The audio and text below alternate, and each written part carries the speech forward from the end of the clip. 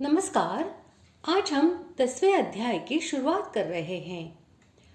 ओम श्री परमात्मने नमः। अथ 10मोऽध्यायः। इस अध्याय में प्रधान रूप से भगवान की विभूतियों का ही वर्णन है, इसलिए इस अध्याय का नाम विभूति योग रखा गया है। अब हम पहले श्लोक का अर्थ जानेंगे।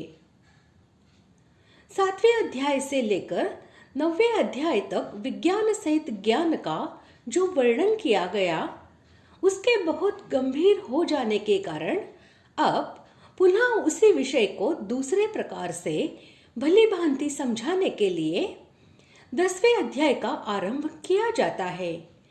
यहाँ पहले श्लोक में भगवान पूर्वोक्त विषय का ही पुनः वर्णन करने की प्रतिज्ञा करते हैं। श्लोक पहला।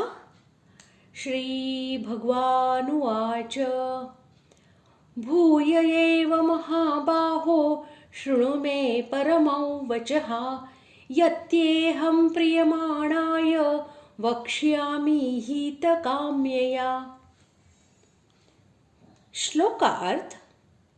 श्री भगवान बोले, हे महाबाहो, फिर भी मेरे परम रहस्य और प्रभावयुक्त वचन को सुन, जिसे मैं तुझ अतिशय प्रेम रखने वाले के लिए हित की इच्छा से कहूंगा।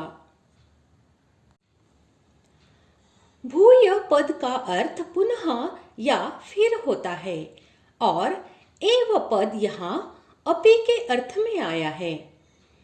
इनका प्रयोग करके भगवान यह भाव दिखला रहे हैं कि 7वें से 9वें अध्याय तक मैंने जिस विषय का प्रतिपादन किया है, उसी विषय को अब प्रकारांतर से फिर भी कह रहा हूं।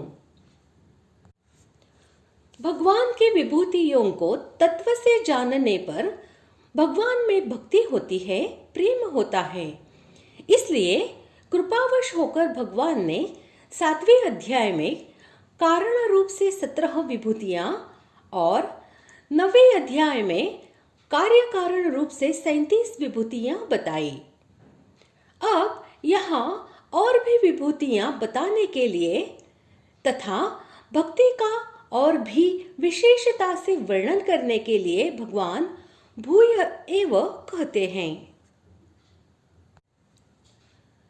जो उपदेश परम पुरुष परमात्मा के परम गोपनीय गुण, प्रभाव और तत्व का रहस्य खोलने वाला हो और जिससे उन परमेश्वर की प्राप्ति हो, उसे परम वचन कहते हैं। अतएव इस अध्याय में भगवान ने अपने गुण, प्रभाव और तत्व का रहस्य समझाने के लिए जो उपदेश दिया है, वही परम वचन है और उसे फिर से सुनने के लिए कहकर भगवान ने यह भाव दिखलाया है कि मेरी भक्ति का तत्व अत्यंत ही गहन है, अतः उसे बार बार सुनना परम आवश्यक समझकर बड़ी सावधानी के साथ श्रद्धा और प्रेम पूर्वक सुनना चाहिए। सुनने वाला वक्ता में श्रद्धा और प्रेम रखने वाला हो और वक्ता के भीतर सुनने वाले के प्रति कृपा पूर्वक हित भावना हो, तो वक्ता के वचन, उसके द्वारा कहा हुआ विषय श्रोता के भीतर अटल रूप से जम जाता है। इससे श्रोता की भगवान में स्वतः रुचि पैदा हो जाती है, भक्ति हो जाती है, प्रेम हो जाता है। प्रियमाणाय विशेषण का प्रयोग करके भगवान ने यह दिखलाया है कि हे अर्जुन, तुम्हारा मुझ में अतिशय प्रेम है। मेरे वचनों को तुम अमृत तुल्य समझकर अत्यंत श्रद्धा और प्रेम के साथ सुनते हो। इसीलिए मैं किसी प्रकार का संकोच न करके बिना पूछे भी तुम्हारे सामने अपने परम गोपनीय गुण, प्रभाव और तत्व का रहस्य बार बार खोल रहा हूं। यह तुम्हारे प्रेम का ही फल है।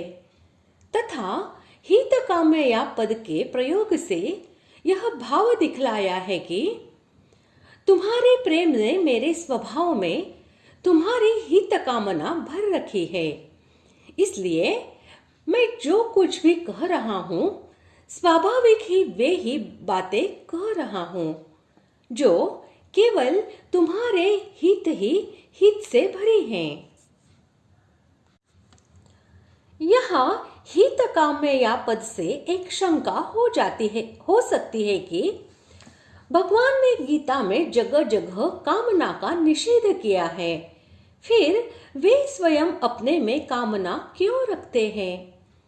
इसका समाधान यह है कि वास्तव में अपने लिए भोग, सुख, आराम आदि चाहना ही कामना है। दूसरों के हित की कामना ही नहीं है। दूसरों के हित की कामना तो त्याग है और अपनी कामना को मिटाने का मुख्य साधन है।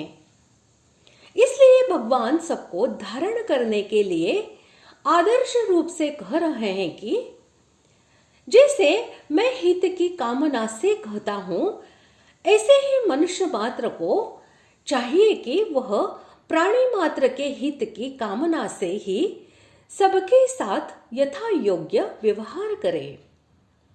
इससे अपनी कामना मिट जाएगी और कामना मिटने पर मेरी प्राप्ति सुगमता से हो जाएगी। प्राणी मात्र के हित की कामना रखने वाले को मेरे सगुण स्वरूप की प्राप्ति भी हो जाती है। इस प्रकार आज हमने पहले श्लोक का अर्थ जान लिया है। अगले भाग में जानते हैं दूसरे श्लोक का अर्थ। धन्यवाद।